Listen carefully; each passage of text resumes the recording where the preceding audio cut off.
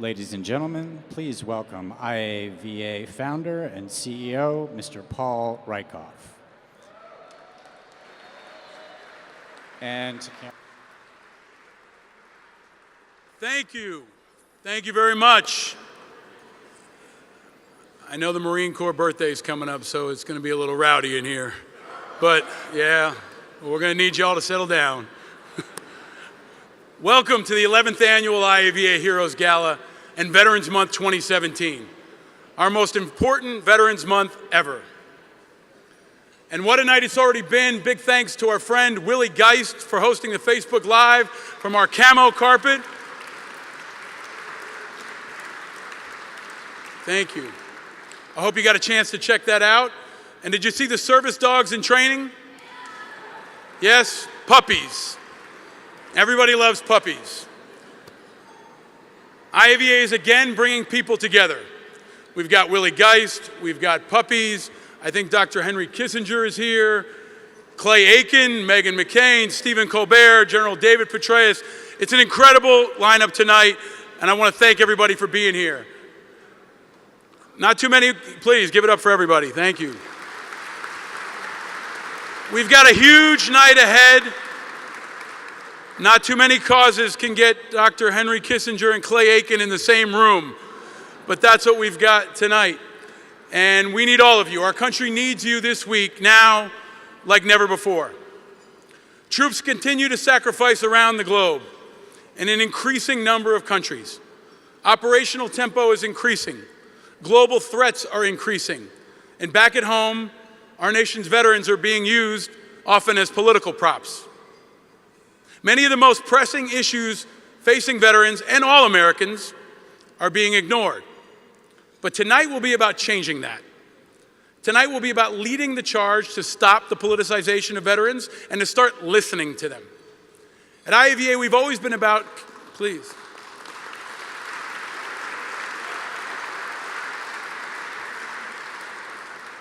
At IAVA, we've always been about committing ourselves to connecting, empowering, and uniting veterans. Now, we're encouraging all Americans, especially leaders in Washington, to do the same. We need unity. And that's why this Veterans Month, we're empowering veterans all across America to unite. America's looking to its nation's veterans to be a guidepost. And as always, our nation's veterans are answering the call. And many answered the call here in New York just over a week ago, when a terrorist violently, savagely rammed a truck into dozens of innocent civilians here in our own city. They were our neighbors, our friends, our guests from overseas. So I ask as we begin tonight that we take a moment of silence to recognize the people who died and were wounded after the worst terrorist attack we've had here since 9/11. Thank you. That truck stopped just blocks away from where my wife Lauren and I walk our little son to school, and just a few feet away from Ground Zero. Attacks like that may be our new normal. There's something we can never get used to, but there's something we'll likely see more of. That's daunting, and it's scary. But know this, when attacks do happen, our military and first responders will be there first, longest and always. When the chaos comes storming, it's veterans who will step forward to meet it.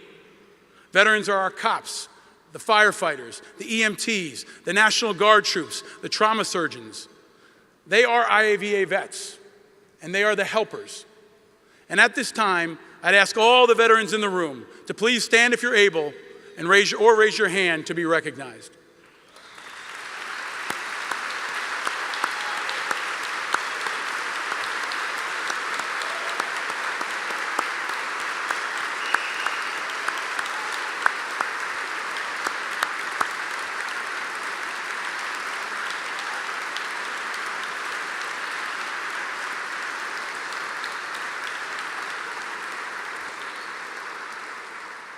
This is your front line, America.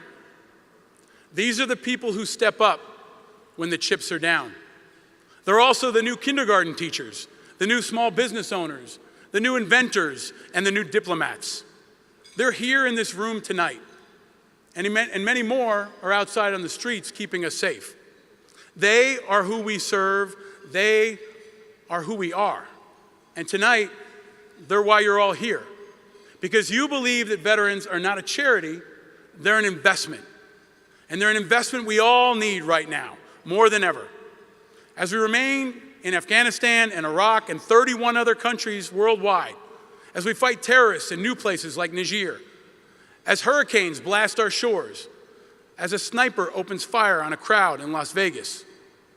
When the shooting started in Vegas, IAVA member Charleston Hartfield ran forward to help others.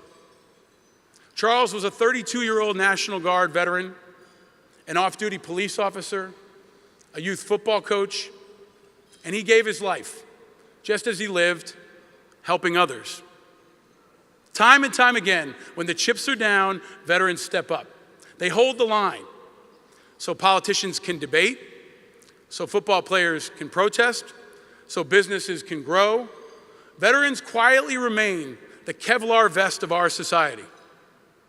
They are the true north for our democracy. If America were a religion, veterans would be like our clergy. They really know what it's all about. And they can also challenge those who would weaken us from within. Whether it's Nazis in Virginia or opportunistic politicians in Washington, veterans will guard the soul of America. And when others seek to divide us, veterans will unite us. Here in this room tonight, here in New York City for the largest Veterans Day parade in America on Saturday, and in dozens of other cities and towns nationwide, and in the media and online, veterans will unite us all on Veterans Day and long into the future. And our nation's veterans couldn't do it without each of you in this room here tonight. Many of you have supported us for over a decade. Some of you are new. But it's hard, thankless work, and you've always had our back. You're like our angel investors. We want to thank our incredible board of directors and our tireless chairman, Scott Feldmeyer, and I especially want to thank our amazing staff. They're our true heroes who make our country a better place every single day.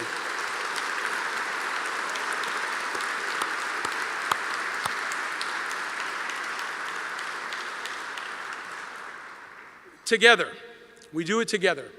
And when IAVA members get home, we unite all Americans to educate, advocate, and activate for and with veterans, across party lines, in the face of challenge, producing hope, at a time when hope can be pretty hard to come by.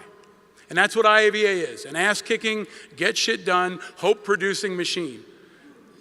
Every generation of veterans needs a fearless, truth-talking, relentless voice to carry the flag and lead the fight. IAVA is that voice for this generation.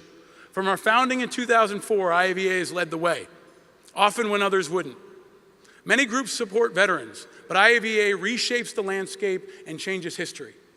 The biggest fights, the hardest fights, like fighting for equality for women veterans.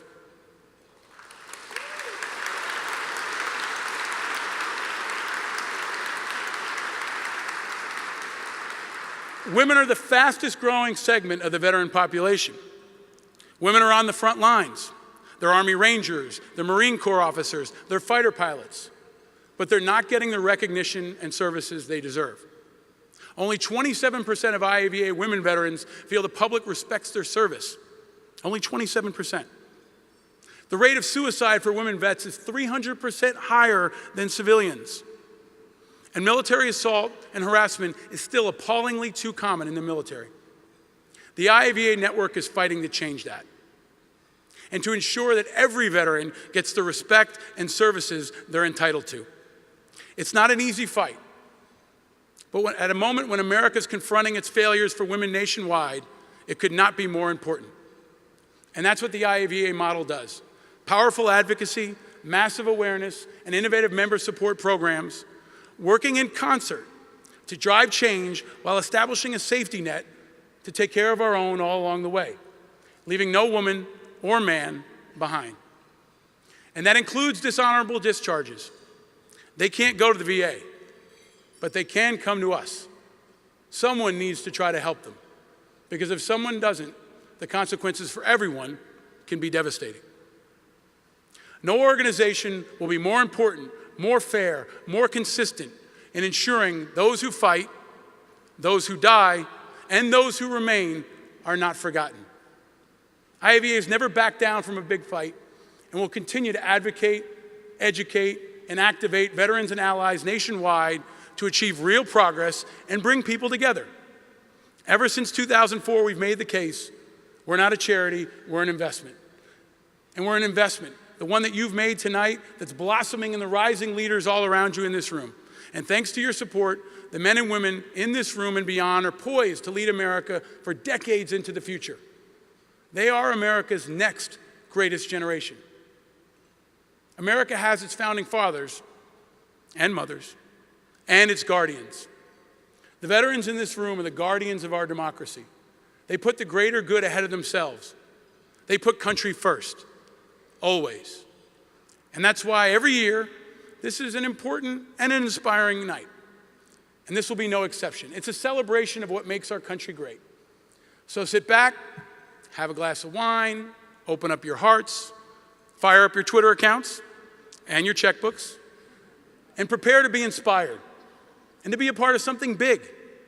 Big things are still possible in America. And that's what every one of our honorees will show you tonight. And that starts with my friend, my mentor, and a truly great American, Roseanne Haggerty.